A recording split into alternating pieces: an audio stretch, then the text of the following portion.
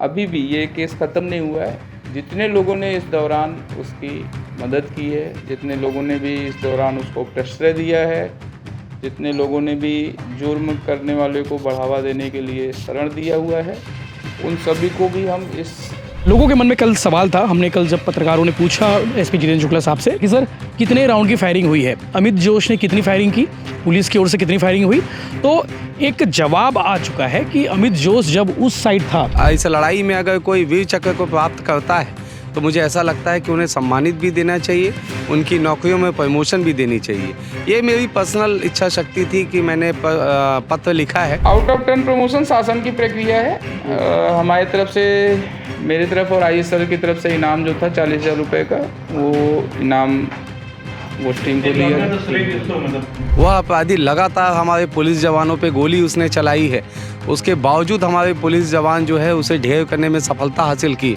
मैं आपके social media का इंतज़ार कर रहा हूँ भूपेश बघेल जी, कब देंगे बधाई दुर्ग पुलिस को, इंतज़ार है आपका। भिलाई वासियों के लिए सबसे यूटिलिटी खबर ये है कि आप जिस रूट को देख पा रहे हैं, ये रूट 2 दिनों तक ब्लॉक था। इनकाउंटर हुआ था गुंडा अमित जोश का और उसके बाद इस क्राइम सीन को पूरी तरीके से कवर कर दिया गया था। लेकिन अब यहाँ से गाड़ी हटा दी गई है, वो गाड़ी हटा दी गई है जिसमें अमित जोश ने पुलिस की गाड़ी पर फायरिंग की थी और गोली जो है चीरते हुए दरवाजे को पार कर गई थी। लेकिन FSL की टीम, पुलिस की टीम मौके पर मौजूद रही, 2 दिनों का अभी मौजूद है, लेकिन गाड़ी को ले जाया गया है, इसे जब्त कर लिया गया है। इसके अलावा इस इलाके को अभी बंद करके रखा गया है। जब तक उच्च अधिकारी नहीं बोला जाएगा तब तक इसे हटाया नहीं जाएगा। लेकिन लोग अब आना जाना इस रोड से कर सकते हैं। ये आपके काम की खबर है। 2 दिनों से लोग परेशान थे कि इस रोड से, जो फॉरेस्ट एवेन्यू से जयंती स्टेडियम जाते थे और जयंती स्टेडियम से मुर्दा सेक्टर के होते हुए मुर्दा सेक्टर के लिए इस रोड से जाते थे, उनके लिए राहत की बात है। लेकिन लोगों के मन में कल सवाल था। हमने कल जब पत्रकारों ने पूछा एसपी जितेंद्र शुक्ला साहब से कि सर कितने राउंड की फायरिंग हुई है, अमित जोश ने कितनी फायरिंग की, पुलिस की ओर से कितनी फायरिंग हुई, तो एक जवाब आ चुका है कि अमित जोश जब उस साइड था, तो अमित जोश की ओर से 6-7 राउंड की फायरिंग की गई है, यानी कि 6-7 बार उसने गोली चलाई है।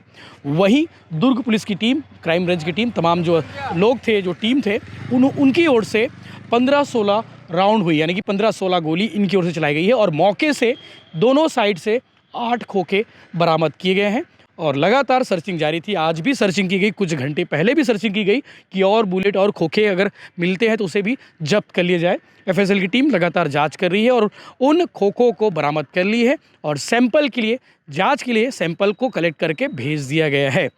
इसके अलावा कल पोस्टमार्टम हुआ और पोस्टमार्टम के बाद अमित जोश का अंतिम संस्कार कब्रिस्तान में किया गया। जो नेहरू नगर स्थित क्रिश्चियन कब्रिस्तान है, वहाँ पे उसका अंतिम संस्कार हुआ।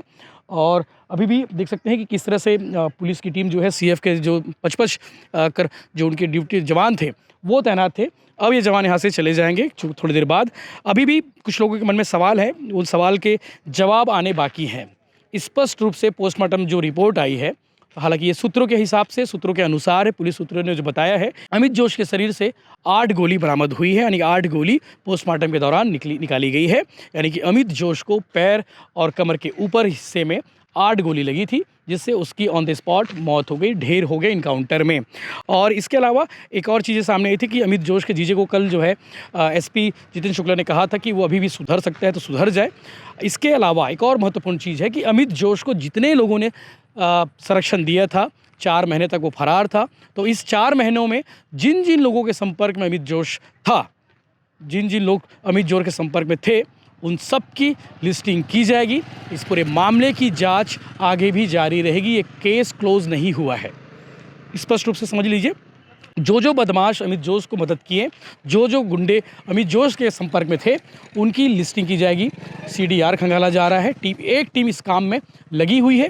तो आने वाले समय में आप आश्चर्य नहीं होइएगा जब पता चले कि अमित जोश को संरक्षण देने वाले पकड़े गए। ये चीज़ें सामने आएंगी आने वाले समय में, क्योंकि दुर्ग पुलिस इस मामले में जुटी हुई है। एक पूरी टीम इस केस में लगी हुई है। जो अमित जोश के संरक्षण देने वाले, अमित जोश को बचाने वाले, अमित जोश को घर छिपाने वाले लोगों की जांच की जा रही है, उनके बारे में पता लगाया जा रहा है। अब देख सकते हैं लोग आना जाना कर रहे हैं। तो 2 दिन तक इस रोड को ब्लॉक किया गया था। तो चीज़ें सामने आ रही है कि जो शहर में और भी गुंडे हैं, कल लोगों ने सवाल किया था कि पत्रकारों ने सवाल किया था कि अमित जोश का कोई गैंग तो नहीं चलता है।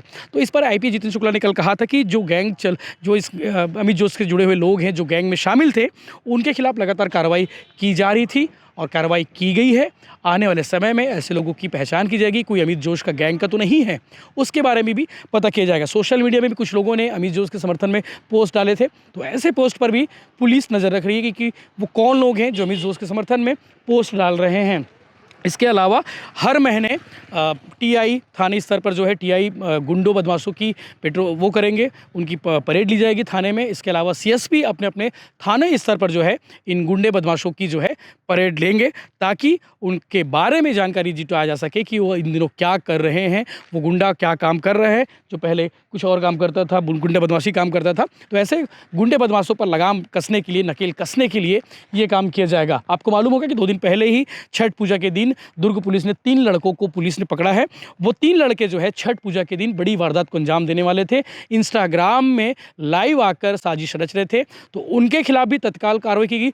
वीडियो एसपी साहब को भेजा गया, एसपी साहब तक वीडियो पहुंचा, सीएसपी हरीश पाटिल को निर्देशित किया गया और उसके बाद विदिन 1 घंटे में कार्रवाई की गई। तो इससे आप समझ सकते हैं कि आने वाले समय में दुर्ग भिलाई में जितने भी गुंडे हैं उनकी शामत आने वाली है, उनके खिलाफ बड़ी कार्रवाई आगे भी होते रहेगी। एक इनकाउंटर हो गया है, आप समझ सकते हैं कि यहाँ पे जो इनकाउंटर हुआ 8 तारीख को, और 8 तारीख इनकाउंटर की शोर जो है पूरे प्रदेश और देश में रही कि गुंडे बदमाश जिसके खिलाफ 37 मामले पंजीबद्ध थे अलग अलग थानों में, अकेले भिलाई नगर थाने में ही 20 से ज़्यादा मामले पंजीबद्ध थे। तो उस अमित जोश का इनकाउंटर इस जगह पर हो चुका है और जितने भी यहाँ से खोखे बरामद हुए हैं, 8 के आसपास खोखे बरामद हुए हैं और खोखे बरामद करने की कोशिश पुलिस करेगी। मामले की जाँच आगे भी जारी रहेगी, इस पर लगातार अपडेट्स आपको देते रहेंगे। आप चैनल के साथ बने रहिए। लोगों के मन में सवाल था कि अमित जोश को कितनी गोली लगी है, तो वो स्पष्ट तौर पर सामने आ चुका है। सूत्रों ने बताया है अमित जोश के शरीर से 8 गोली बरामद की गई है। इस पर लगातार आपको अपडेट देते रहिए, आप चैनल के साथ बने रहिए। जिन लोगों ने एनकाउंटर किया उनके लिए क्या आउट ऑफ टर्न प्रमोशन का है, या फिर कितने लोग हैं? आउट ऑफ टर्न प्रमोशन शासन की प्रक्रिया है। हमारी तरफ से, मेरी तरफ और आईएएस सर की तरफ से इनाम जो था 40,000 रुपये का, वो इनाम वो टीम को दिया है। पुलिस टीम का है इनकाउंटर का श्रेय, ऐसा कोई पर्टिकुलर एक आदमी काम नहीं करता। पिछले 4.5 महीने से हम वॉच कर रहे हैं, वो किसी एक लड़के का काम नहीं है। अलग अलग टाइम में 15 दिन, 10 दिन, 15 दिन अलग अलग लोगों ने नज़र रखी है। जैसे अभी पिछला डकैती वाला था, हम बोले कि नहीं हम एक दिन में काम कर लिए और एक आदमी का उसका श्रेय है, मेरा अकेले का श्रेय नहीं है। एसपी के नाम पे चला जाता है तो बात अलग है, बट पूरी टीम ने काम किया है। सर, दुर्ग पुलिस इस बात को मानती है कि जो दहशत है उसका अमित जोश का वो समाप्त हो गया करके? मुझे लगता है कि मतलब उसका दहशत ख़त्म करने की ज़रूरत थी और उम्मीद करता हूँ कि आप सभी लोग भी हैं ये संदेश सामने ज़रूर पहुँचाएंगे कि ऐसी दहशत एक्सेप्टेबल नहीं है। सर, ये आज कल जब अमित जोश सामने आया, नज़र में आया, इसके पहले कितनी बार ऐसी जानकारी मिली होगी कि कहाँ है, कैसे है, किन लोगों के साथ है? अलग अलग टाइम पे पुलिस को सूचनाएं मिलती रही हैं और पुलिस उसको मतलब उस सूचना को कंफर्मेशन के लिए भी हमने कई बार चेक किया है। अलग अलग जगहों पे होने की उसको सूचना मिली है। 1-2 और उसी के साथ के लोगों ने डर के पुलिस को भी मैसेज डाला हुआ है। जैसे आज ही मैं, कुछ लोग मीडिया वाले थे, मैं एक पत्र दिखा रहा था, एक पत्र उसी के जो उसके साथ भागा था उसी ने मेरे को लिखा हुआ है।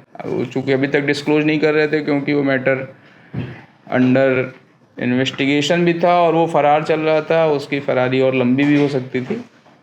तो सूचनाएं अलग अलग सोर्सेस से मिल रही थी और अभी भी ये केस ख़त्म नहीं हुआ है। जितने लोगों ने इस दौरान उसकी मदद की है, जितने लोगों ने भी इस दौरान उसको प्रश्रय दिया है, जितने लोगों ने भी जुर्म करने वाले को बढ़ावा देने के लिए शरण दिया हुआ है, उन सभी को भी हम इस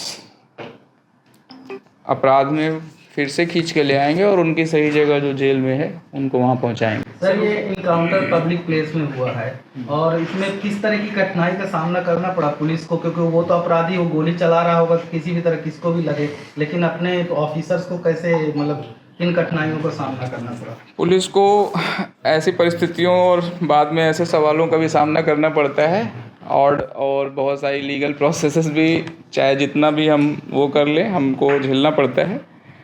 परंतु आपने बहुत सही बोला है, हमको ये हमेशा ध्यान रखना पड़ता है, हमको जो वेपन मिले हैं वो पब्लिक सेफ्टी के लिए मिले हुए हैं पहला, और हमको जो वेपन मिले हैं वो अपने आत्मरक्षार्थ, जब भी हम अच्छे काम या किसी पब्लिक इंटरेस्ट में वर्क में लगे हैं तो आत्मरक्षार्थ मिले हुए हैं। तो वो दोनों जो उद्देश्य हैं कि किसी भी इनोसेंट के ऊपर हमारी बुलेट नहीं चले, किसी भी ऐसे अपराधी पे भी ना चले जो निहत्था हो, और आत्मरक्षार्थी चले। इन 3 उद्देश्यों के तहत ही हम काम करते हैं। और जिम्मेदारी होती है वेपन हम अपराधी नहीं बन सकते। हमारी जिम्मेदारी है कि हम वेपन रखे हैं तो वेपन के ये 3 उद्देश्य हमेशा ध्यान रखें, और इन्हीं 3 उद्देश्यों के तहत पुलिस हमेशा वेपन यूज करती है। इसके अलावा कभी वेपन नहीं। और जिस प्रकार से हमारे जो जवान हैं, पुलिस के जवान जो है, वो जिस प्रकार से उस अपराधी को पकड़ने के लिए जब उसका पीछा किया, तो उस अपराधी ने ताबड़तोड़ गोलियां जो है हमारे पुलिस जवानों पे चलाई। वो तो अच्छा है कि बहुत सूझबूझ के साथ पुलिस अधिकारियों ने उसे ढेर कर दिया, अन्यथा कोई भी जवान शहीद हो सकता था। हम कब किसी को सम्मानित करते हैं? जब कोई शहीद हो जाता है। और कोई इस लड़ाई में अगर कोई वीर चक्र को प्राप्त करता है तो मुझे ऐसा लगता है कि उन्हें सम्मानित भी देना चाहिए, उनकी नौकरियों में प्रमोशन भी देनी चाहिए। ये मेरी पर्सनल इच्छा शक्ति थी कि मैंने पत्र लिखा है राज्यपाल महोदय जी को, माननीय मुख्यमंत्री जी को, माननीय गृह मंत्री जी को, कि ये सभी पुलिसकर्मियों को सम्मानित भी किया जाए और इन्हें प्रमोशन भी दिया जाए। ये हमारे लिए, इस शहर के लिए गौरव है जो अपराध मुक्त की ओर एक कदम आगे बढ़ाया इन्होंने। माननीय भूपेश बघेल जी, मैं आपका इंतज़ार कर रहा हूँ। डेली आपका फेसबुक देखता हूँ, सोशल मीडिया देख रहा हूँ, ट्विटर देख रहा हूँ। 2 दिन बीत गए हैं, 3 दिन बीतने वाले हैं, अभी तक आपने दुर्ग पुलिस को बधाई नहीं दी है। जिस मुठभेड़ में हमारे बिना शहीद हुए एक भी जवानों ने हिम्मत करके उस अपराधी को ढेर किया है, वह अपराधी लगातार हमारे पुलिस जवानों पे गोली उसने चलाई है, उसके बावजूद हमारे पुलिस जवान जो है उसे ढेर करने में सफलता हासिल की। मैं आपके सोशल मीडिया का इंतज़ार कर रहा हूँ भूपेश बघेल जी, कब देंगे बधाई दुर्ग पुलिस को? इंतज़ार है आपका।